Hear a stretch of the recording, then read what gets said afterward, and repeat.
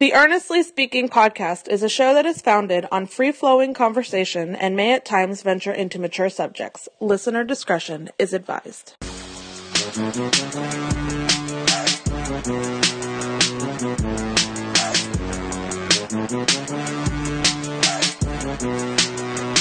Welcome to this Earnestly Speaking podcast. I'm host Ernest EJ Christian down here now with talking with podcast review personality Alphonse Sidney, aka Alf954. Actually, well, that is your tag on Twitter, but you actually have another thing on Twitter also too. I think you changed your name again. I guess.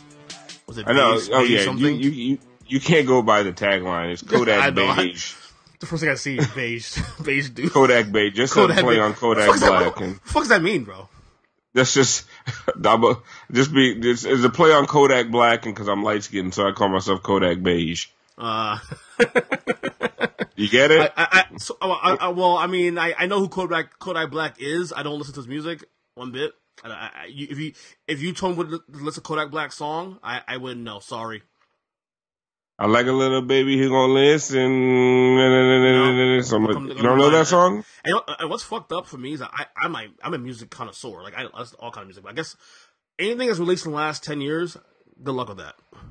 Oh yeah, I'm like that too. But I have kids. I have a 15 and a 13-year-old, and I get dragged into a lot really? Oh yeah, I got a 21. I got a little 21 Savage and Lil Yachty, Lil Bodie, Lil Nuck, Lil Dumbass. I get a lot of that shit. I got. No, wait. We're the same age. I mean, I'm 39 years old. How old are you? I'm 38. Oh, we're the same age.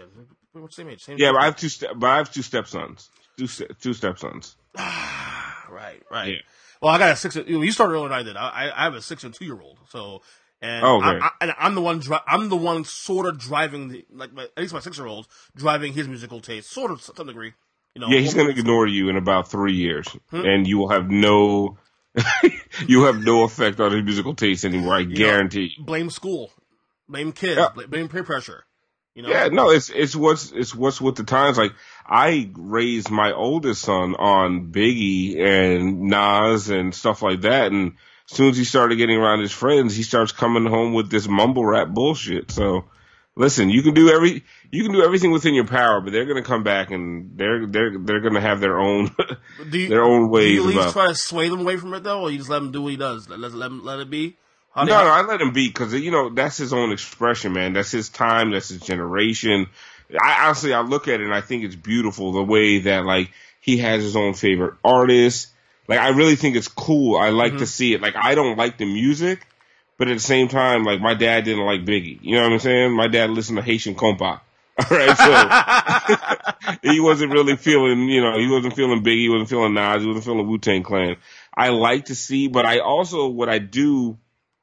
At times, and usually, we'll have like a little house party, and like my friends will be over, and then it gets late, people start drinking, and what I always do, and usually it's my oldest one, and now my younger one's getting more to that age.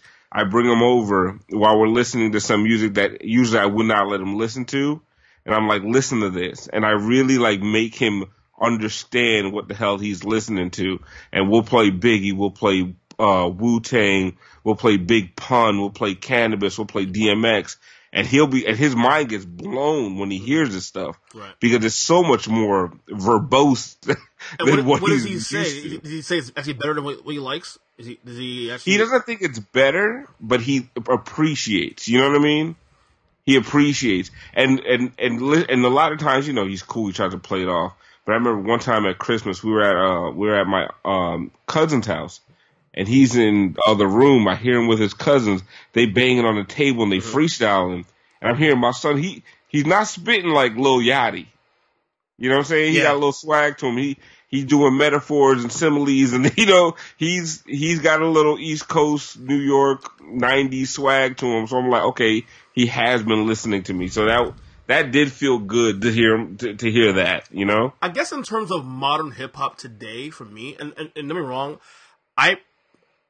not to sound like a cocky prick here, but I do have the widest music range of anybody I know.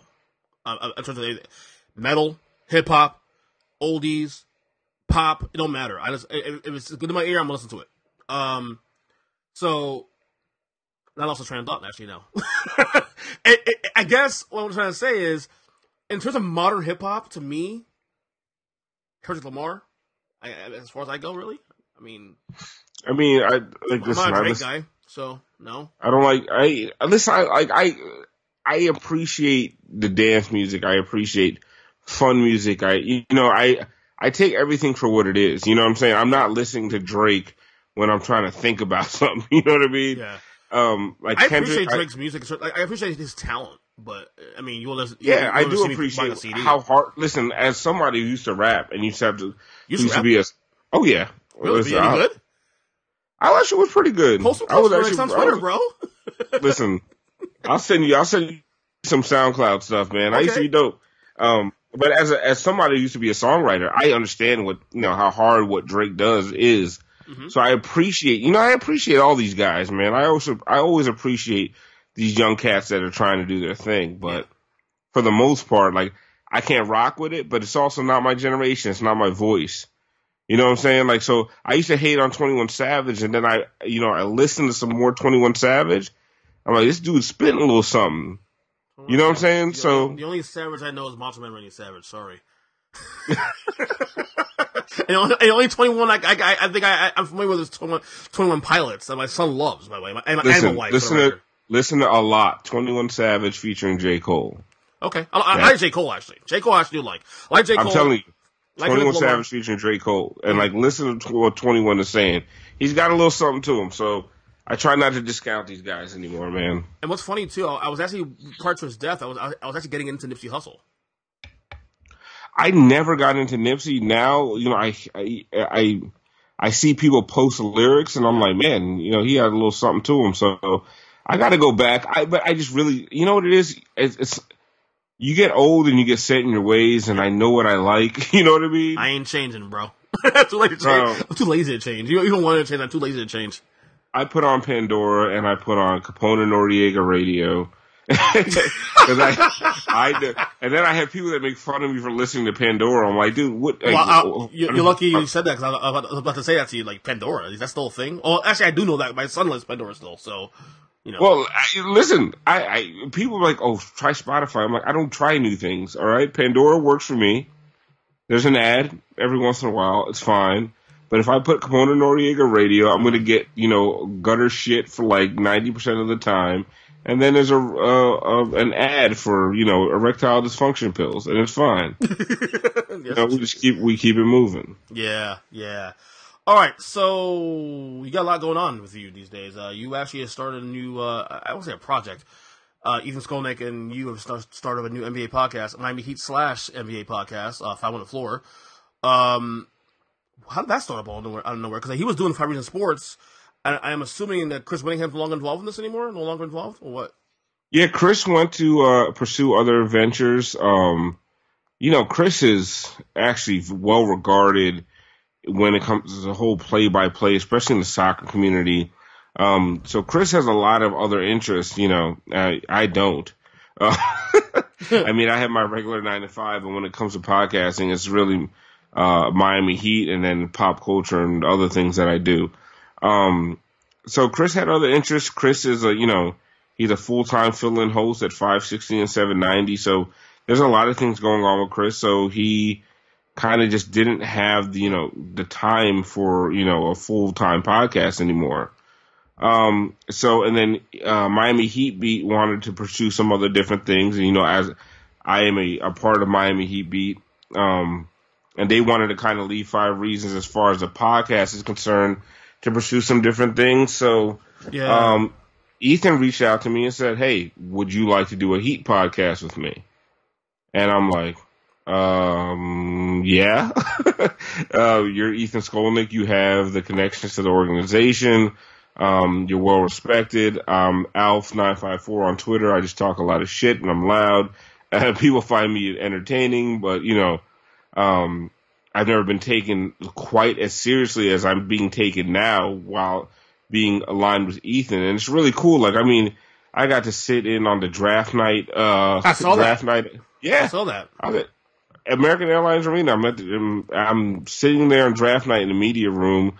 I'm watching I'm in the room as Pat Riley does a press conference. Like, it was wild, I'll tell you what, I'm enjoying it. I love the concept. I mean, for however things worked out between, obviously with Chris and Ethan and all that, but, I love the concept. I think it's great. I think Ethan's, while he loves all sports and he's into all sports and all that, his wheelhouse is the Heat and the NBA. He is, to me, that is his wheelhouse. That is his, that's the tunnel I think he should be definitely doing more than anything else.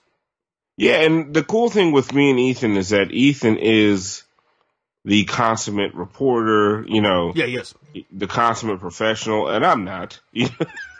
I'm not. And that's what I love about the show too. He's the not to knock you say not professional, but I mean because you can go that That's route. Okay. But you have Ethan, who is the seasoned journalist, who's worked with many places, Bleacher Report, Palm Beach Post, you name it, Miami Herald, all that, and you have Alpha 954, the president still of Heat Twitter, and you are pretty outspoken with your takes on Twitter, with your takes on the show.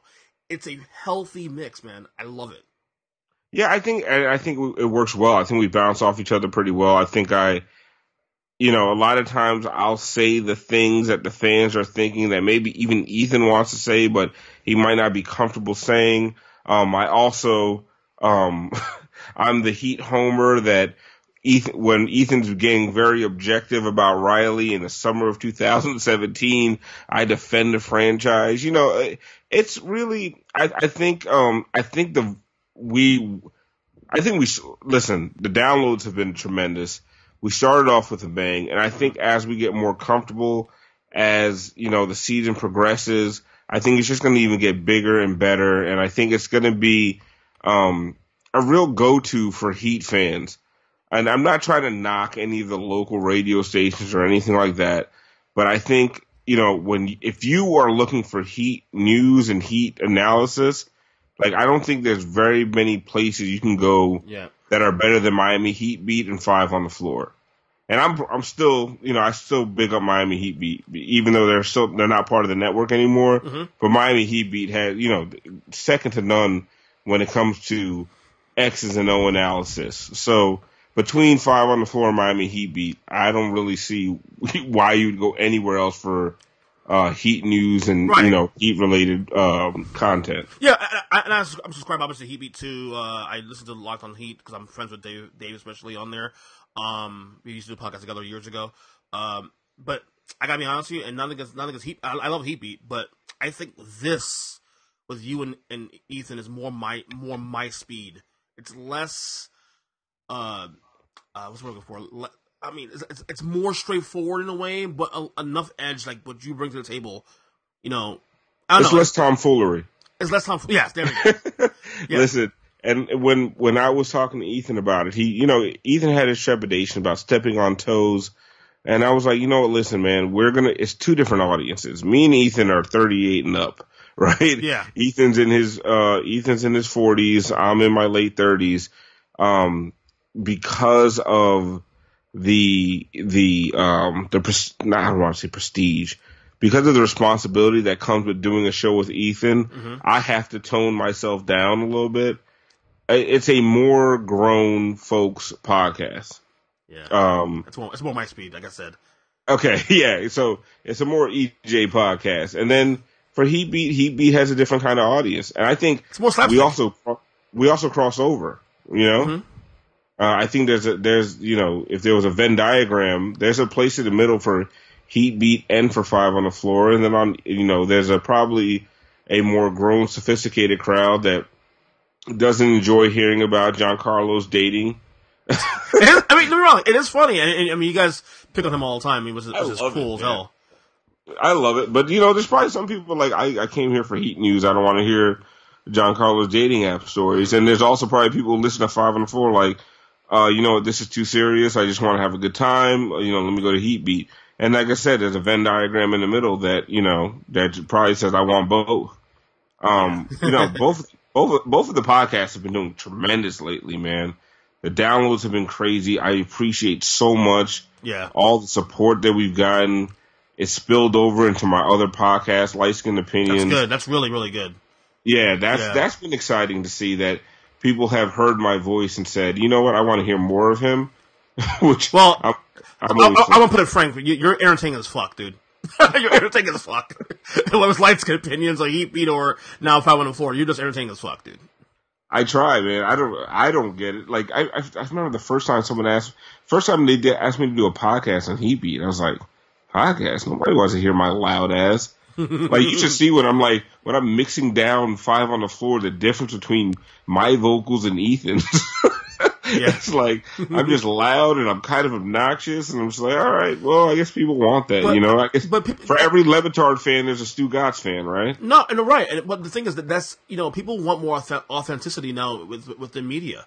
Like people are sick of hearing of this given cut and dry, takes. That are made up. I was giving people shit today on Twitter because people are mad that Ryan Hollins, insulted the Heat Big Three and that Chris Bosh, they went on 3 because Chris Bosh wasn't. I'm like, well, first of all, that's a you problem because why are you watching the fucking show to begin with? Yeah, first of all, stop taking Ryan. See, Ryan Hollins. You talk about authenticity. Yeah. Ryan Hollins has discovered the Nick Wright. Skip Bayless light. I said on Twitter, he's Skip Bayless light. Yeah, he's just a clown. Like he just says things to get people riled up. Right. And like we have to differentiate when a real media person is saying something, because there's not a real media person in the world. Like anybody who's objectively looking at Chris Bosh's career that would say he's not part of a big 3. Right? Yeah. So don't Ryan Hollins, he's a clown. You know what I'm saying? Big time. He's doing what he has to do. No disrespect to the man. The man is doing what he has to do to create a media platform for himself for life after basketball, because his basketball career wasn't very good. Mm-hmm. So, how do you do that? You got to be loud and obnoxious, bad opinion guy. You can't be Magic Johnson with your lukewarm takes. First of all, Magic is Magic, so people want to hear what Magic has to say. You're Ryan Hollins. If Ryan Hollins is just saying some lukewarm bullshit, no one gives a fuck. Nobody's gonna care. Yeah, exactly. No, I agree with you, man, 100%. And what do you make of the Dan Dockich Spoelstra thing? You know what? With me, real quick though, like I'm not as like maybe 3-4 years ago I've been pissed off, like what the fuck you say, da da da. Now I'm like, whatever, dude. If you want to stand out and make a name for yourself, go look like an idiot, go be it. Go do so. Who cares? The Dan Dockich stuff, man. Okay, so there was a couple things that happened in that whole discourse, right? Right. Sedano went too far, saying that I think that Eric Spoelstra is a top 3 coach in this league. Right. I think it's Pop, Carlisle, Spoelstra, and any mix of the 3 you want to throw in there, that's fine. I'm not going to argue with you anywhere the other. If you think Carlisle's a better coach than Spoelstra, it's very hard for me to present a cogent argument against that, right? Right. So those are my top 3. But I can understand why anybody will look at the last 5 years since LeBron left and question, is Spoelstra a top 3 coach in the league? Okay, so that's where Sedano went too far when he said it's not even debatable, right? So that got Dockich fired up, because Dockich is a huge Indiana homer. He hates Miami. Yeah. He's probably pale and doesn't like sun. So I can understand. Like, he probably comes down here, he's ugly, and nobody wants to talk to him. So the Dockich doesn't like Miami. He spent a lot of time down here during Indiana Pacers and Miami Heat playoff series, and probably went to Prime 112 and couldn't get in. So he hates Miami. It's fine. All right, you're bitter. Gross, you're gross, pale, bitter, and disgusting. Yeah. So he doesn't like Miami. So that set him off, right? Then Dockich says that Spoelstra isn't a top 10 coach, and then he's just a guy. So now Dockich goes into the whole other direction. Right. So it became and Sedano even said it became a sports radio segment. So, and then Dockich is going to bring up guys like Nate McMillan that are better than Eric Spoelstra. Like, what is Nate McMillan? Wait, he was good last year. He was great last year. I even said last year that he should have been discussed as Coach of the Year. Okay. But one out of how many years has Nate McMillan been coaching? Exactly. I remember Nate McMillan when I was playing like EA Sports NBA Live, 96. You know what I mean? Like, Seattle Supersonics. Yeah, like Nate McMillan's been around forever, and he's never done shit. Yeah. So like he caught lightning in the bottle on the Pacers. And we can talk about that. I don't believe in the Pacers at all. That was a fluky ass. That was one of those Boston Celtics try hard seasons under Brad Stevens, and that's another thing. Just fucking Brad Stevens. Oh God, there we go. Listen, I'm with you. Oh my God, just overrated. I do think he's a top 5 coach in the league, but I do think that people do overrate him. Yeah, they act like he's some fucking genius. Yeah. You know what? Nerd? You can't even fucking. You can't. Okay, you can take a bunch of mediocre players and make them into a teetering Eastern Conference finalist, right? Right. But then you get superstar players, and because you're this nerd who doesn't know how to coax and massage personalities, you can't get it. You can't be any better than that. There's no way that the Boston Celtics should not have been the best team in the league last year. I agree. Right? I put them in the title last year, so yeah, I'm with you. Like what the hell? Like, because you can't manage personalities in a locker room. So that's one of those things that is so underrated in coaching. And I said it on the last 5 on the Floor podcast. Like, we sit here and we talk about Phil Jackson and Pat Riley and Rudy Tomjanovich and Chuck Daly. You know what the biggest thing those guys had to do? Manage superstars. Manage egos, yep. Manage egos. Like, that's what made them great coaches. You know what? When Pat Riley had superstars and managed those egos, he won titles in L.A. Once he couldn't do it anymore, he went to the Knicks. And he was still a good coach with a bunch of tryhards and didn't win shit, right? And those Knicks teams are so overrated. People think they're like, oh, this is great. I mean, no, maybe rephrase that. They're not that overrated. People made those outside Ewing. People made those Knicks teams better than they really were. Oh, the Knicks are great in the '90s, bro. No, they weren't. No, those players would have been in the fucking D League today if they were playing basketball. They were just bad. They were bad basketball. Yeah. Not bad. They were not great basketball players, but they tried really hard, right? Like John Starks. Wasn't he undrafted? Yeah, he was bagging groceries, bro. Yeah, literally. John Starks is gonna go down as like, a storied historical player, but man, the guy he wasn't even an NBA guy. So that Pat Riley molded that one. So when you talk about Pat Riley, why is Pat Riley great? Because he took a bunch of I'm not gonna call them scrubs, but misfits. Scrubs, misfits, and he made them Anthony Mason, right? Mm-hmm. And he made them into an Eastern Conference contender year after year. Mm-hmm. But he didn't do shit without stars. Yeah. And when he had stars, he was able to manage them and turn them into a powerhouse. Yeah. Brad Stevens can coach scrubs, but he cannot manage stars, and he proved that last year. Yeah, I'm with you. Heat off-season so far. Jimmy Butler. I mean, should we be surprised that they even pulled this off? This team was over the cap. No, we should be really surprised. And I think sometimes we almost take this shit for granted. I do. But what we've done is I think the Heat fans have started to come back around on Pat Riley and said, okay, my man still got it. You know what I mean? Yeah. And we got to give a lot of that. We got to give a lot of that to Dwayne Wade, don't we? Of course, man. I mean, Dwayne Wade is the ambassador now, man. Dwayne Wade in your corner at this point is such an asset, man. And they're lucky too. Remember, 2 years ago they lost him, and it was a frosty. It was a frosty relationship for a little while. So the fact that it was able to get him back and fix the relationship now, I mean, it did him good. I was defending Wade 3 years ago that the reason they should have paid him was because of the future and how the team will look by letting a guy like Wade go. Listen, man, what's the saying? You don't know what you got till it's gone. Mm-hmm. I think both the Heat and Dwayne Wade. I think Dwayne had a fair offer on the table. That 2 for $40 they were going to give him, mm-hmm. but after the repeated disrespect, he didn't want, it felt like he was such it was like they struck out on everybody else. Okay, Dwayne, here's your 2 for $40. Fine. You know?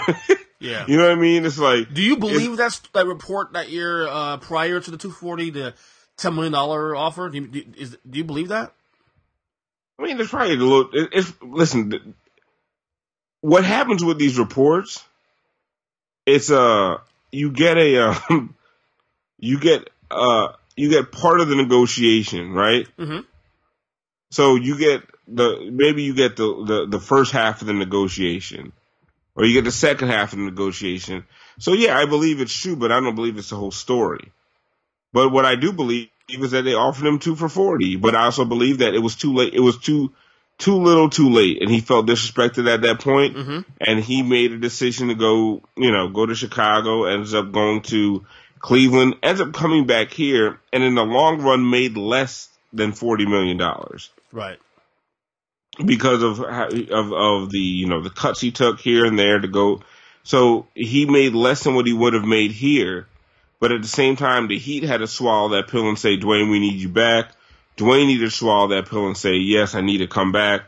So honestly, it probably put both of them in a better position where they appreciated each other a lot more. There wasn't like that year and a half, 2 years of regression where you're paying a guy millions and he can't deliver on that promise. So you got the high dollar Dwayne Wade years of true regression, and you gave it to Chicago and Cleveland, and then you brought him back at vet minimum to just have a good time and enjoy his twilight. So I think it worked out, but it could have went a lot worse. And now that Dwayne Wade's a Miami Heat's ambassador, it's huge, man. It's huge. He's very well respected around the league.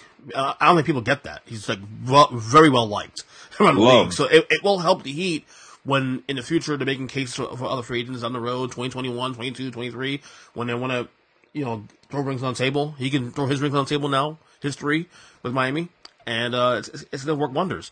Gene Butler, you're good with it, right? You're good. I mean, I'm based on your Twitter and what you said on the podcast. I mean, you're over the wall, about Butler being here. Yeah, Butler makes his whole offseason a success, right? Like, who can you?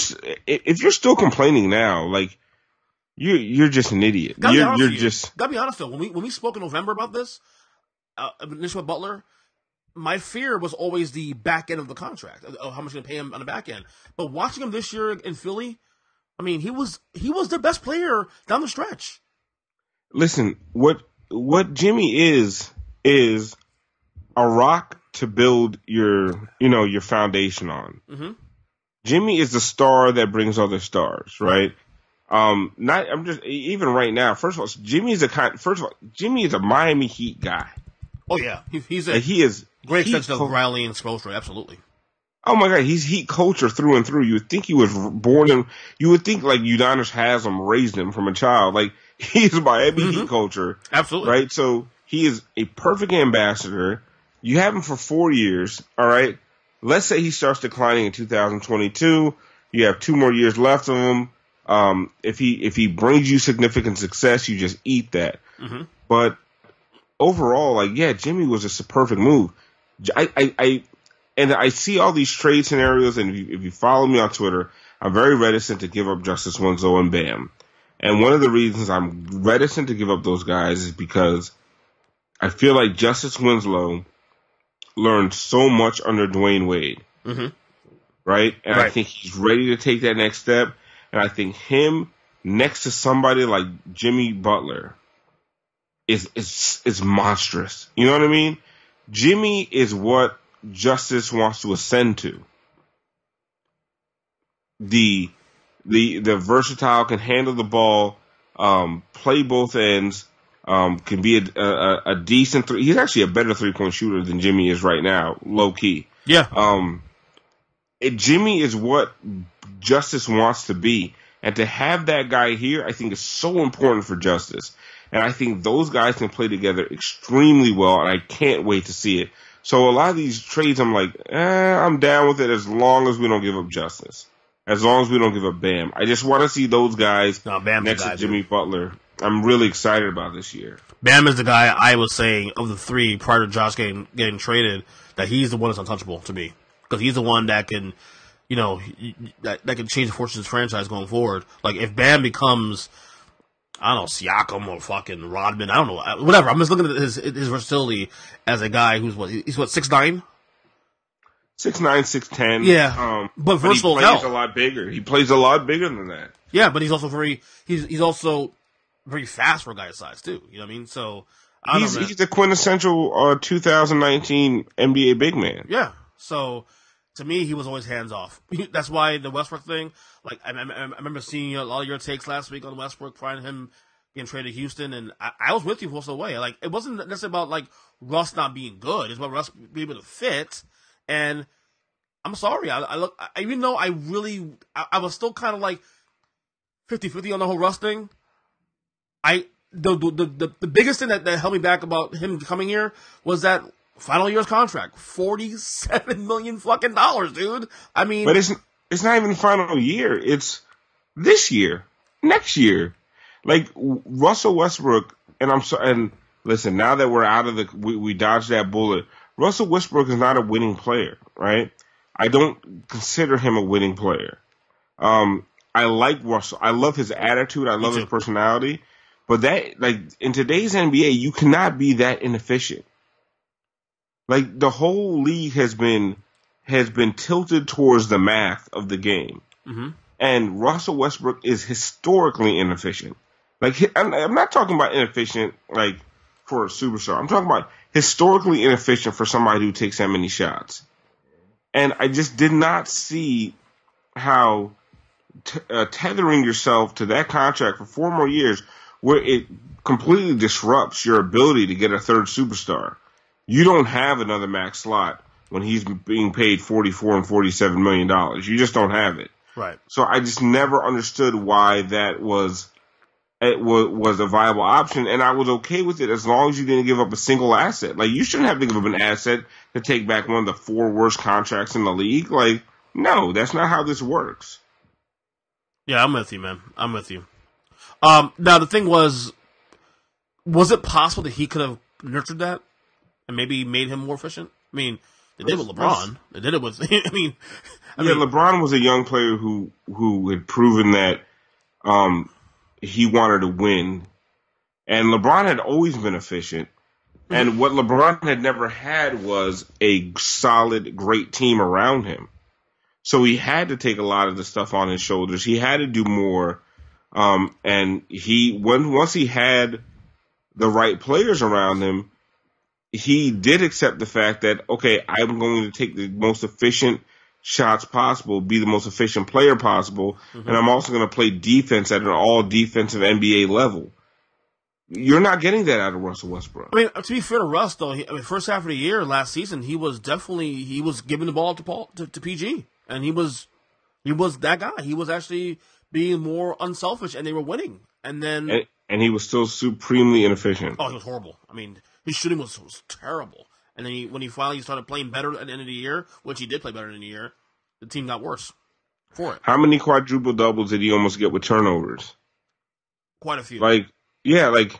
Listen, man, he's played with greats. He's played with James Harden, Paul George, Kevin Durant, Serge Ibaka. How many great players has he played with? And it's not LeBron playing with Mo Williams and jacking up shots because he has to.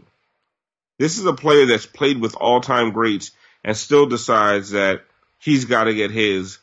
It's the Carlton ripping the ball out of Will Smith's hands. Yeah, that's just what it is, man. Do you think it'll work in Houston? I mean, the thing is, Saints won in Houston. I don't like the Rockets at all. But if your only reason for not going to finals is because you lost to the Warriors with Kevin Durant, not a bad place to be honest with you. I think that they have the talent right now, but I think they're not better than the Clippers. They might not be better than the Lakers. Once Clay gets back, they might not be better than the Warriors. Most likely.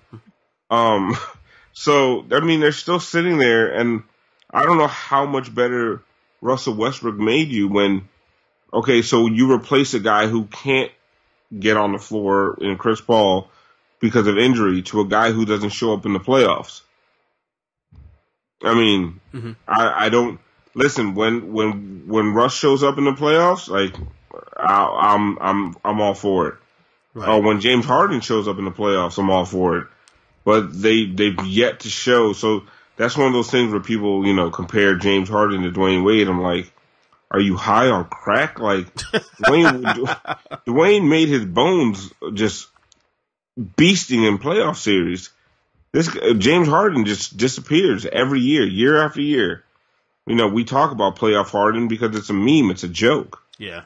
Somebody tweeted out earlier today that Dwayne Wade was the most overrated player of his time. Like, wow. Listen, that's another one of those accounts, man. Yeah. I'm like, that's it. Yeah, how old are you? 10? You know what I'm saying? So that's a Thunder fan who it's a dude. First of all, it's a dude, and he puts a picture of a hot chick as his Abby, so that people follow him. Yeah, but that guy has the worst takes of all time. Absolutely. All right, let's. Well, actually, one thing in the NBA real quick: the Chris Paul situation. Will he be a member of the Thunder by the start of the season? He's definitely going to be. They miscalculated his value, his value on the open market. It was that in the contract, yeah. Yeah, that contract is. There's the four worst contracts in the NBA: Russell Westbrook, Chris Paul, Andrew Wiggins, and John Wall. That Wiggins contract is so bad. They're all bad. They're all terrible contracts. Yeah. And you're trying to get somebody to take him, and you're talking about pick swaps. No, there's no pick swaps. I need 2 picks to put that albatross on my salary cap. Get out of here. I keep hearing Lakers though, but how's that work with the Lakers with their situation? That can't work. They can't trade like 90% of their guys till December 15th. That's what I'm saying. So okay, then go ahead, do that. Like, they don't have a point guard, so that might work out, but I don't know. Yeah, I keep hearing Lakers. It makes zero sense to me. Like, how's it going to work money wise? Like, I think OKC made a gross miscalculation. They really should have took the Heat's offer and been, and they would have been free and clear of all these bad contracts. What was the Heat offer actually? I heard the offer that the Thunder wanted, but what was the Heat's actual offer? Do you know, what was it again? From what I know, the Heat were offering basically the poo-poo platter of expiring in 2-year contracts. So like James Johnson? James Johnson, Dion Waiters, Goran Dragic, and whatever combination of those type salaries that would equal Russell Westbrook's contract. But you're not even going to get that. You're not getting that for Chris Paul. No. You're getting that for Chris Paul, and you're getting picks back. Right. So like I said, I think they grossly miscalculated what they had in Chris Paul. Right. Okay, let's talk some politics real quick. I know you like to get off on that stuff. It's early. I mean, technically we are in election time because we do have races going on right now. Although caucus don't start till like next, till like January, February, 2020. Where is because right now, obviously, everything's about the Democratic Party. Where do you see the party right now? Because to me, it's even more fractured than it was in 2016. I think that's a Republican trope. I think the Democratic Party is like staunchly about beating Trump, and we can have all this infighting now, and I say we because I am a Democrat. Right. We can have all this infighting now, but once it comes to the point where it's like, listen, I'm not a big Biden fan, right? I've seen that. He's a centrist. Like, he's just middle of the road. Doesn't want to offend anybody. Like, listen, like, we need huge, big change in this country. Right. But at the same time, I know he can beat Trump. So I'd rather, I'm leaning more toward, not leaning. Warren is my number 1 and Harris is my number 2. Oh, you like Warren? I love Elizabeth Warren. Explain why. She actually has, Explain why. Because she actually has plans for what she wants to do, and she has ways to pay for it. Mm-hmm. And I love that about her. And I love the fact that she has big, bold, exciting plans that will get people off their fucking couches and into a voting booth. That's the problem with the thing I worry about with Biden sometimes is, like, you know what I'm saying? Like, Biden's like, I guess I'll go vote for him. You know what I mean? And this is what I said, Alf, this is what I said for months. Like, Joe Biden's biggest challenge isn't beating Trump; it's actually winning the nomination. Yeah, and the thing is, after he wins a nomination, the Democrats are going to rally around him, right? You think so? You think so? Oh, 1,000%. Okay. Because the main goal, listen, it's anybody but Trump at this point. No matter what you feel about Biden, people don't hate Biden the way they hated Hillary. That was a problem. The problem wasn't about how popular Trump was. It was about how unpopular Hillary was. Mm-hmm. Because Trump got less votes than John McCain and Mitt Romney. Right. The problem was Hillary did not mobilize anybody. A lot of folks stayed home, man. I remember that. A lot of folks, even me at one point considered staying home. I stayed home. And you didn't vote? Oh, I wrote a whole column about this. You got to read my stuff, man. Wait. I don't remember. No, wait. I don't remember that part. I remember you saying that you stayed home for the election in 2016. Yeah, I didn't vote. I bit my tongue. I do not like Hillary Clinton. I voted for her. Yeah, but it was one of those things where I was like, oh, she's gonna win anyway. But I didn't listen, even when I felt like Obama was gonna win, no matter what, I left my house to vote for Obama because I loved Obama. Yeah. Right. Mm-hmm. I left my house to vote for Al Gore because I really liked Al Gore. I didn't like Hillary Clinton enough to leave my house. It's funny because in that election, I think I told this before in the podcast back in November 2000. I was a Republican, actually. I voted for John McCain in the primaries, and then he lost. Then I voted for Al Gore in the general. I didn't want Bush to win. Yeah, and he got robbed. But anyway, that's whole other story. Yeah. But I think Biden is liked enough. Like, I like Biden. I don't love him. I don't want him to be the nominee, but he's a good. I feel like he's a good human being. Yeah, and I will vote for him. And I know a lot of staunchly progressive, super left wing people that will bite their tongues and they will hold their nose and they will pull that ballot. You know, they'll pull that lever for Biden just because they hate Trump that much. I mean, they did it in 2016. But that's because people hated Hillary. I mean, you have to remember, there's not a Democrat that's going to come out of that. My thing is, there's not a Democrat that's going to come out of this primary that's going to be hated as much as Hillary Clinton is. Right. There's not a single one. Elizabeth Warren, she's not hated. You know, sometimes people think she's weak, but I think she's really, really shown that she's not weak at all.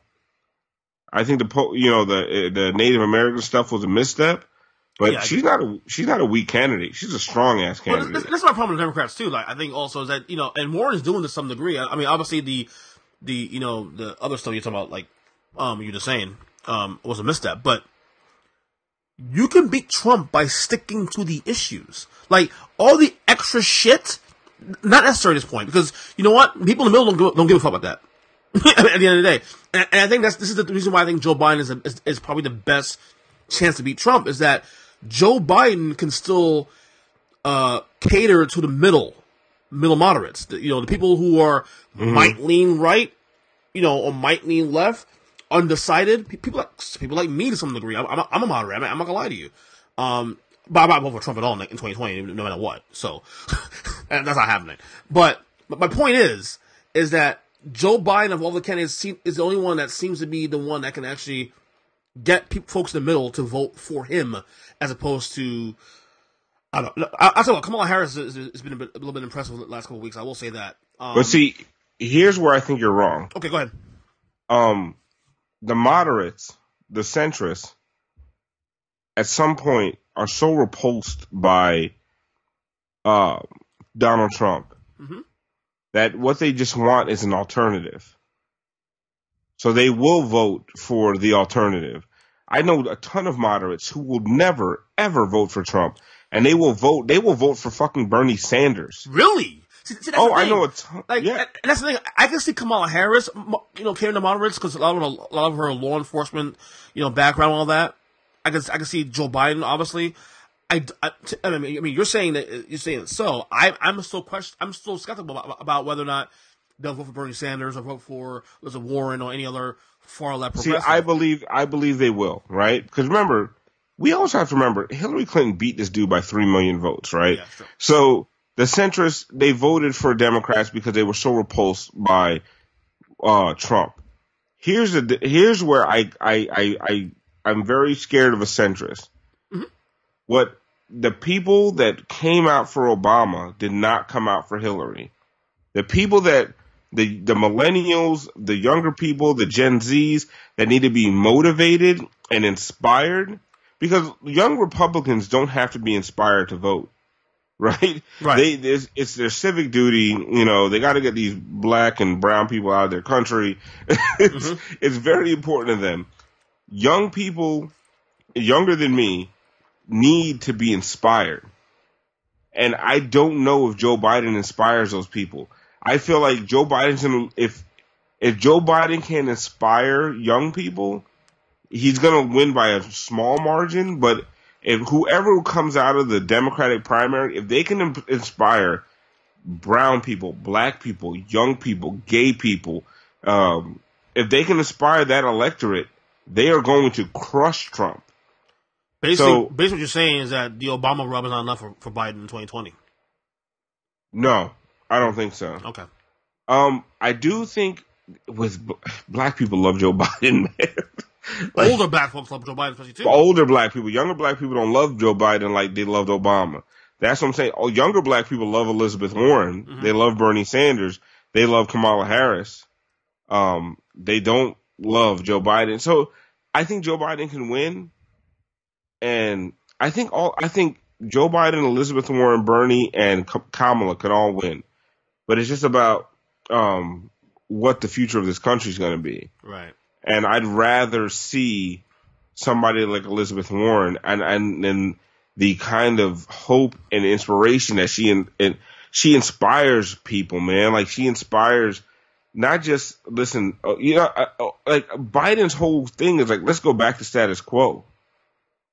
Like things weren't that bad, Let's go back to status quo. But listen, let's take that Obama momentum and just shove it down people's throats. Like, let's go. Let's take Obamacare and make it Medicare for all. Let's talk about free public education. Let's talk about student loan forgiveness. Let's talk about. There's a lot of folks though who on the left that don't like Obama in a way where they didn't think he was strong enough on a lot of those issues. Like they thought he was more of a centrist. It's not about thinking Obama. Obama is a centrist. There you go.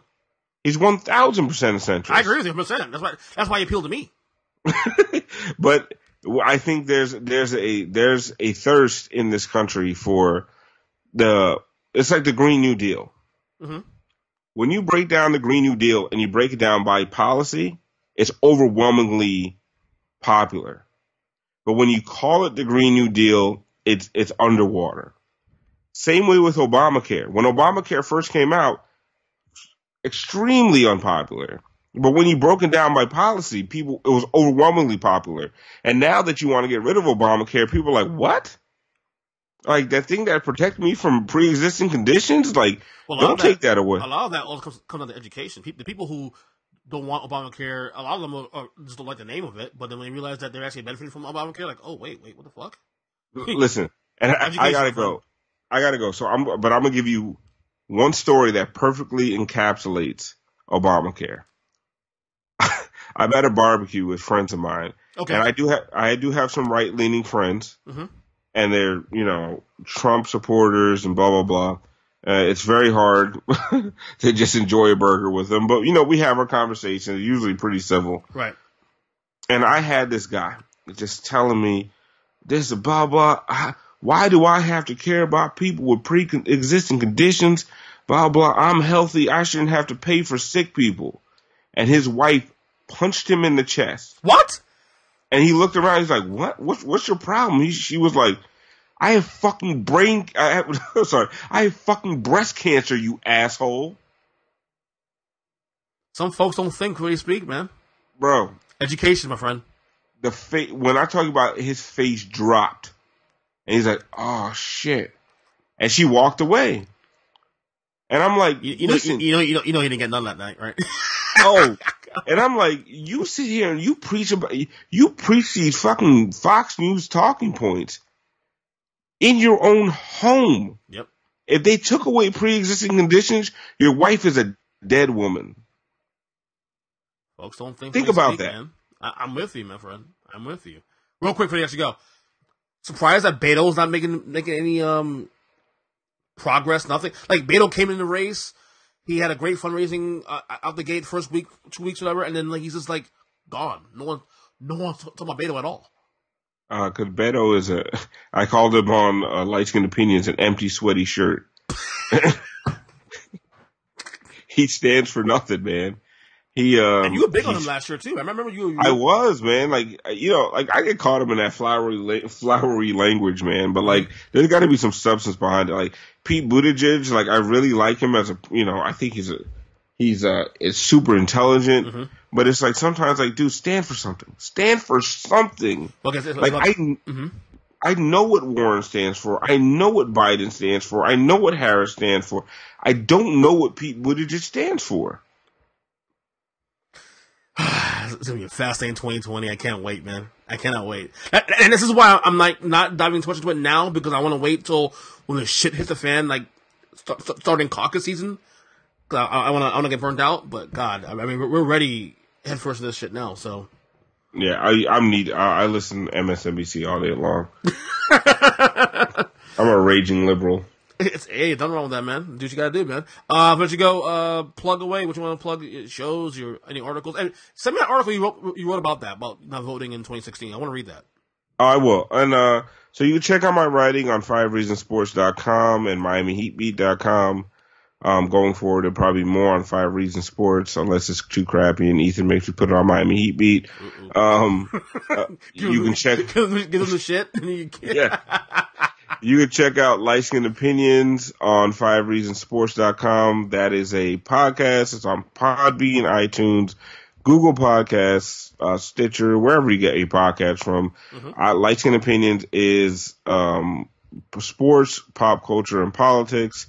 It's not safe for work. We say a lot of bad things. Not safe for work. But it's a fun show. It's a funny show. It'll make you think. It'll probably upset you a few times. But if we're not upsetting you, we're not doing our jobs. Amen to that.